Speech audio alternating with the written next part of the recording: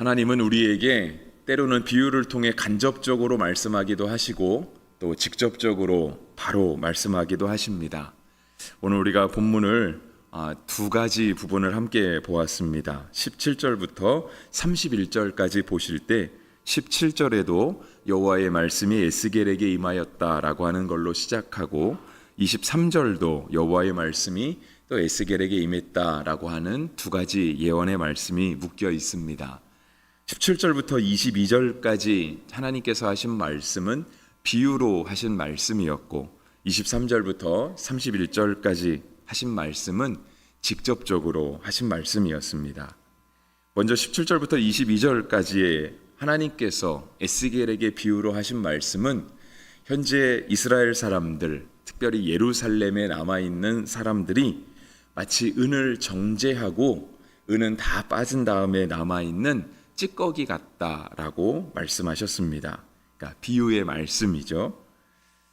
그러니까 은을 정제하는 것, 실은 저는 그런 데는 안 가봐서 잘 모르겠습니다. 간혹 TV를 보면 이렇게 대장장이 하시는 분들도 나오고 이렇게 뉴스 같은 거 볼 때 이렇게 포항제철이나 광양에 있는 제철소 그런 사진들이 나오면 이렇게 시뻘건 이렇게 쇳물 같은 것들이 나오는 걸 보기는 하지만 그런 데를 직접적으로 가서 눈으로 본 적은 없습니다. 그런데 이제 우리가 살아가는 삶의 환경을 보면 하나님께서 우리 눈에 보이게 하신 것들, 때때로 눈에 보이지 않아도 우리의 삶에서 가까이 접하는 것들은 대부분은 다 이렇게 혼합물이 아닌가 하는 생각이 듭니다. 그러니까 우리가 지금도 숨을 쉬고 있잖아요. 공기는 눈에 보이지 않죠. 물론 이렇게 찬바람이 내려오는 것들은 느껴져서 참 시원하게 느껴져서 좋은데 실은 우리가 매일같이 숨쉬며 살아가는 공기 중에도 우리는 산소만 골라서 마시지만 대부분은 다 질소라고 배웠습니다. 70%가 넘는 것이 질소죠. 그리고 나머지 이산화탄소도 섞여 있고 다른 어떤 기체들도 섞여 있습니다. 우리가 마시는 물도 그렇지 않습니까? 많은 것들이 섞여 있잖아요. 근데 그거 다 마시면 죽으니까 우리가 깨끗한 물을 정제해서 먹는 것이고요. 정수기나 때로는 생수를 사서 먹는 거죠. 부산은 또 바다를 많이 끼고 있는데 바닷물은 또 일반 물과는 또 다릅니다. 더 많은 것들이 섞여 있죠. 하나님께서 우리에게 삶에서 접하게 하시는 많은 것들이 이렇게 섞여 있는 건데요.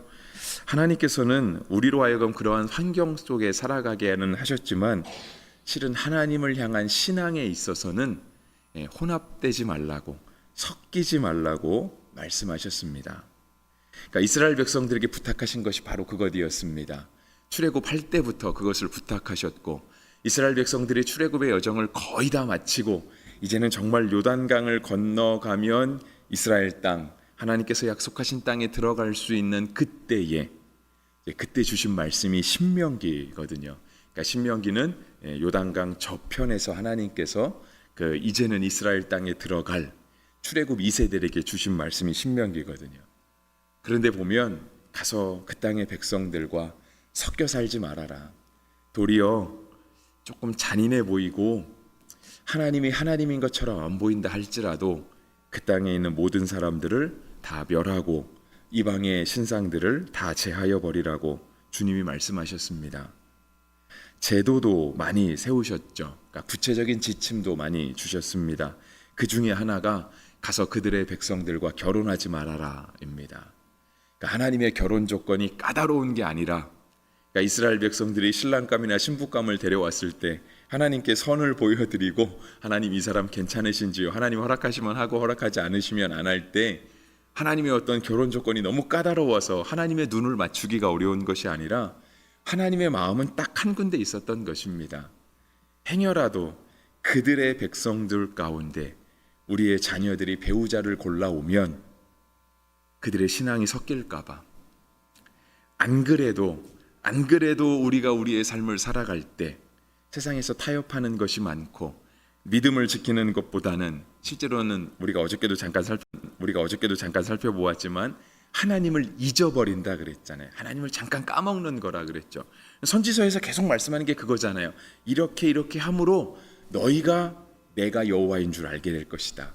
그러니까 하나님을 알면서 살아가기를 원하시는데 우리가 삶을 살아가다 보면 자주 그러지 못하는데 매일같이 만나고 함께 밥 먹고 생활하는 배우자가 믿음이 없을 때 과연 우리가 신앙의 가정 안에 자랐다 할지라도 그 신앙을 지키기가 쉽겠는가? 그렇기는 어렵다 하는 거예요. 그래서 하나님께서 하지 말아라, 아예 하지 말아라 라고 하나님께서 정하신 거죠. 그러니까 많은 혼합물 가운데 많은 혼합신앙이 우리에게 밀려올 수 있는 그런 환경 속에 살아갈 때 하나님의 말씀하심은 아예 제거해버려라 그겁니다.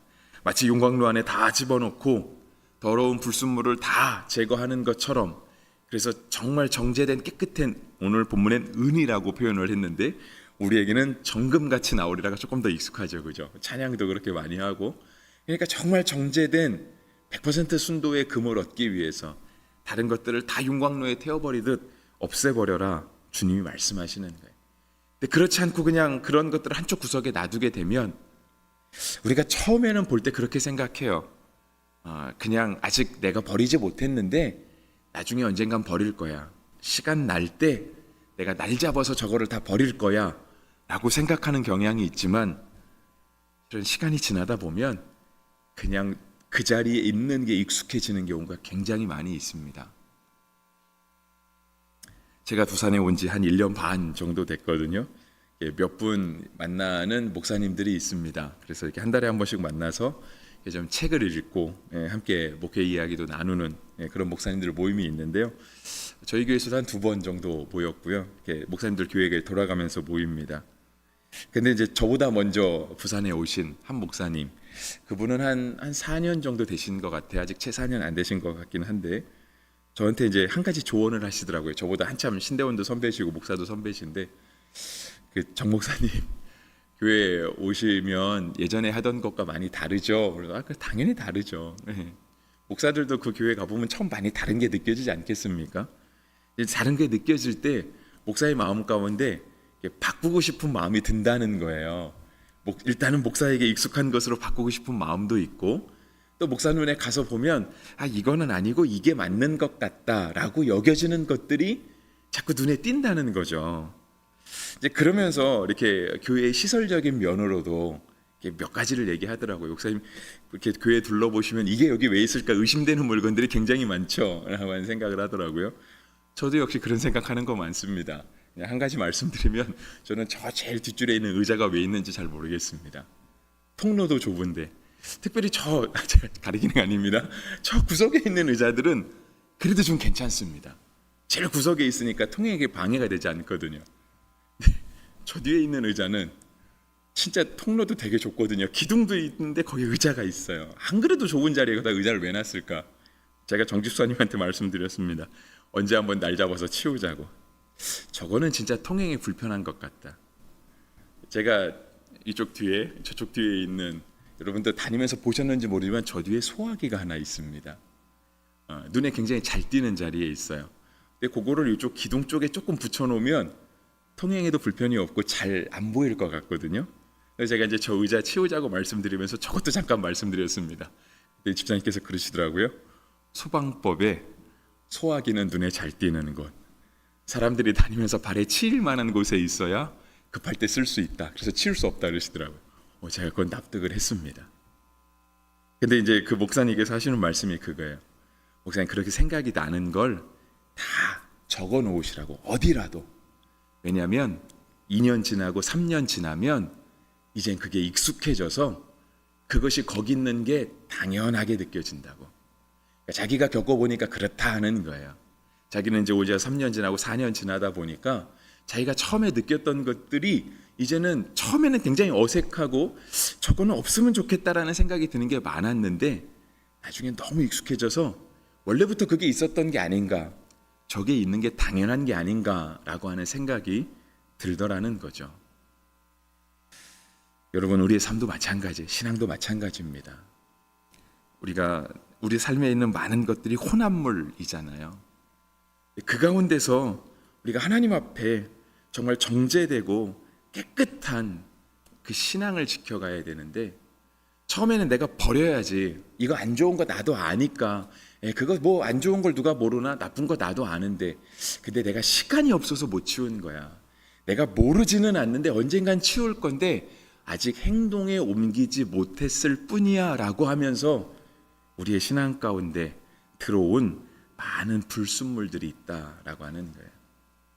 그래서 하나님께서 20절에 이렇게 말씀하시는 거예요. 사람이 은이나 놋이나 쇠나 납이나 주석이나 모아서 풀무불에 던져놓고 스물불 속에 넣고 불을 붙여 녹이는 것 같이 내가 내 노여움과 분으로 너희를 모아 거기에 두고 녹이리라 했습니다. 하나님의 마음이죠. 물론요, 너희를 두고 녹이리라 하는 말씀 가운데는요, 심판받을 사람들만 포함이 되어 있습니다. 그런데 저는 하나님께서 우리 다니엘과 세 친구를 풀무불에 넣으신 것처럼 때때로 성도들도 믿지 않는 사람들과 함께 풀무불 속에 집어넣으신다고도 생각합니다. 네, 그렇게 뜨거운 곳에 들어가 있을 때 우리가 하나님 앞에 올바른 신앙을 가지고 있게 된다면 성도는 그 가운데도 함께 하시는 세 사람 집어넣었는데 네 사람이 다니잖아요. 그때 바벨론 왕이 얘기하잖아요. 저 네 번째 형상은 꼭 사람의 아들의 형상과 같도다. 하나님의 아들의 형상과 같도다 라고 하잖아요. 하나님께서 우리를 지키시고 보호하시는 그런 은혜가 있을 것이라 믿습니다. 그러니까 심판은 누구나 고통스럽고 아픈 겁니다. 삶을 바꿔가는 건 언제나 힘든 거예요. 안 할 이유와 핑계가 얼마나 많은지 모릅니다. 만나면 늘 핑계가 있는 분들이 있잖아요. 만나면 그분에게는 늘 핑계가 있어요. 왜 이렇게 핑계가 많아요? 저도 그렇습니다. 저도 뭐 하나 누가 지적하면 일단은 제가 잘못했습니다. 그거 제가 미처 신경 쓰지 못했습니다가 아니라 핑계가 먼저 나갑니다. 그거는 앞은 이렇고 뒤는 이렇고 해서 이런 거라고. 핑계가 얼마나 많은지 모르겠는데 심판은 누구나 어렵고 힘든 거예요. 바꾸는 건 누구나 어려운 거예요. 하나님께서 풀무불 속에 집어넣어야 탈 것 타고 나머지 깨끗한 순도 100%의 순은과 정금만 남게 된다고 말씀하시는 거죠. 이어지는 23절로부터 31절까지는 하나님께서 직접적으로 하신 말씀인데요. 많은 말씀 가운데 특별히 거짓 선지자에 대한 말씀입니다. 그러니까 예언서들은, 그러니까 에스겔서를 포함한 많은 예언서들은 거짓 선지자에 대한 경고를 굉장히 많이 하십니다. 저는 물론 성경석에 등장하는 선지자, 그러니까 요즘 개신교회 목사들은 선지자에 해당하지 않습니다. 제사장에 해당하지도 않고요. 그냥 목회자, 교역자 또는 뭐 저는 제 나름대로 말씀을 맡은 자 이렇게 표현을 하는데 제가 뭐 꼭 선지자나 제사장들에 포함되는 것은 아니지만 이런 거짓 선지자에 대한 이야기를 들으면 마음에 조금 찔리는 부분이 있습니다. 행여라도 하나님 보시기에 제가 그렇지 않을까라고 하는 그런 생각이 들기 때문이죠. 그래서 저는 오늘 본문의 말씀을 쭉 이렇게 읽으면서 26절 말씀이 저에게는 가장 두려운 마음으로 다가왔습니다. 26절 제가 읽어드리면 이렇습니다. 그 제사장들은, 제가 제사장은 아니지만 제가 그렇게 고귀한 직분은 아닙니다. 내 율법을 범하였으며 나의 성문을 더럽혔으며 거룩함과 속된 것을 구별하지 아니하였으며 부정함과 정한 것을 사람이 구별하지 아니하였으며 그의 눈을 가리어 나의 안식일을 보지 아니하였으므로 내가 그들 가운데에서 더럽힘을 받았느니라 했습니다. 이제 제사장들, 특별히 천주교 사제들은 자신들을 제사장이라고 여깁니다. 특별히 사제라고 부르잖아요. 사제. 나이가 아무리 어려도 영어 표현에서 보통 이렇게 father라고 부르는 부분이 굉장히 많죠. 그러니까 일반 성도와 사제는 이렇게 엄격한 구분이 있습니다. 그래서 우리끼리 모여도 가정 예배를 드릴 수가 있잖아요. 천주교에서는 사제가 없으면 제가 알기는 미사가 집전이 안 됩니다. 직분이 다르거든요. 물론 제가 잘 몰라서 함부로 말하는 걸 수도 있겠지만, 근데 어쨌든 오늘 제사장들에 대한 얘기가 나와요. 근데 하나님께서 하신 말씀이 뭐냐면은요, 그 제사장들 율법을 집전하고 율례를 따르고 하나님 앞에 제사를 드리는 이러한 사람들이요, 율법을 범했다라고 되어 있는 거예요. 저 율법은 누구나 범할 수 있지 않겠습니까? 그런데 제사장들도 율법을 범할 수 있는데 그들이 성물을 더럽혔다라고 하는 거예요. 성물은 하나님의 전에 있는 모든 거룩한 물건들, 여러분 화분이잖아요. 화분. 하나님께 드려지면 거룩한 물건이 되는 겁니다. 여러분, 우리가 함부로 와서 화분 잘 안 건들잖아요. 안 건드는 이유가 귀찮아서 안 건드는 걸 수도 있겠지만 하나님께 드려졌다라고 생각했기 때문에 함부로 잘 못 건듭니다. 하나님께 드려진 물건들에 대해서 우리가 그런 마음을 가지고 있는 거거든요.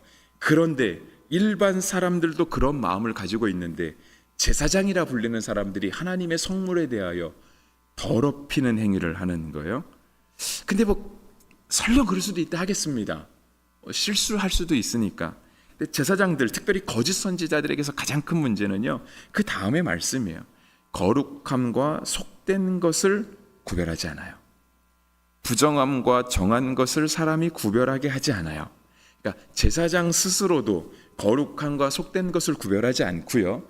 제사장이 그렇게 살아가니까 일반 사람들에게도 선한 것과 악한 것, 정한 것과 부정한 것을 구별하지 못하도록 만들었다라고 하는 거예요. 그건 진짜 나쁜 거죠. 나쁜 겁니다. 우리가 어디 가서 선한 걸 선한다 얘기하고 악한 걸 악하다 얘기할 수 있어야 돼요. 그렇지 않으면 우리가 이 땅에 존재한 이유가 별로 없는 거예요. 우리가 이 땅에서 소금과 빛이 되지 않는 거예요. 우리가 자녀들을 양육할 때 자녀들에게 이건 참 잘했어, 이건 참 잘못했어 가르치지 않습니까? 만약에 안 가르쳤다 그러면 부모와 옆집 아저씨가 다를 게 하나도 없는 겁니다. 부모라서 가르치는 거잖아요. 옆집 아저씨는 안 가르칩니다. 내 자식이 아니거든요. 제사장들이, 하나님의 백성이 선과 악을 구별할 수 있어야 돼요. 근데 그런 제사장들이, 율법의 지도자들, 종교의 지도자들이라 하는 제사장들이 그렇지 않았다라고 하는 거예요. 그러면서 이어지는 말씀은 그렇죠. 그의 눈을 가리워 나의 안식일을 보지 아니하였으므로. 여러분, 제사장들이 안식일을 보지 못했대요. 쉽게 말하면 그거죠. 일 안 했다는 뜻이죠. 제사장들이 안식일도 지키지 않았대요. 여러분, 다른 날은 설령 그럴 수 있다 치겠지만 여러분, 제사장이 안식일을 보지 않았다고. 안식일을 지키지 않는 제사장이 제사장일까요? 쉽지 않죠. 제사장을 여김받기가 어렵습니다. 그런데 그 당시 정말 이스라엘 가운데 얼마나 많은 혼합신앙들이 하나님께서 원치 않으시는 더러운 것들이 많이 섞여 있었는지 제사장들 가운데에서도, 선지자들 가운데에서도 25절은 그랬잖아요. 그 가운데 선지자들의 반역함이 우는 사자가 음식물을 삼킨 것 같도다. 조금 믿음이 있다라고 하는 사람들이 다 그렇게 살았다라고 하는 거예요. 그렇다 보니 나중에 이제 고관들에 대한 얘기 나오죠. 27절, 그 가운데 그 고관들은 음식물을 삼키는 일 같아서 불의한 이익을 얻으려고 피를 흘려 영혼을 멸하거늘 이라고 되어 있어요. 그러니까 고관들이 그렇게 나쁜 일을 일삼는다는 거예요. 근데 이어지는 28절 뭐라고 얘기하죠? 그 선지자들이 그를 위하여 회를 치라고 스스로 허탄한 이상을 보며 거짓 복수를 행하여 여호와가 말하지 아니하였어도 주 여호와께서 이같이 말씀하셨느라 하셨다. 고관들이 잘못을 범하고 있어요. 선지자들이 가서 덮어주는 거예요. 괜찮다고. 그렇게 나쁜 거 아니라고. 마치 회칠한 무덤처럼 겉에 보이기 좋게 선지자들이 힘을 실어주는 거예요. 그게 주의 뜻이라고. 누가 봐도 나쁜 건데 그들은 이리와 같이 음식물을 삼키고 백성들에게 억울한 피를 흘리게 하는데 도리어 그것을 지적해야 되는 선지자들이 가서 도리어 그들을 옹호해 주는 거예요. 그랬더니 결국은 어떻게 되는가? 29절, 이 땅 백성은 포악하고 강탈을 임삼고 가난하고 궁핍한 자를 압제하고 나그네를 부당하게 학대하였으므로. 다 그렇게 사는 거죠. 선지자, 제사장, 백성의 고관들, 심지어 백성들까지 그냥 한데 뭉뚱그려서 다 그러고 사는 거예요. 30절 말씀, 우리 30절 말씀은 같이 한번 읽어볼까요?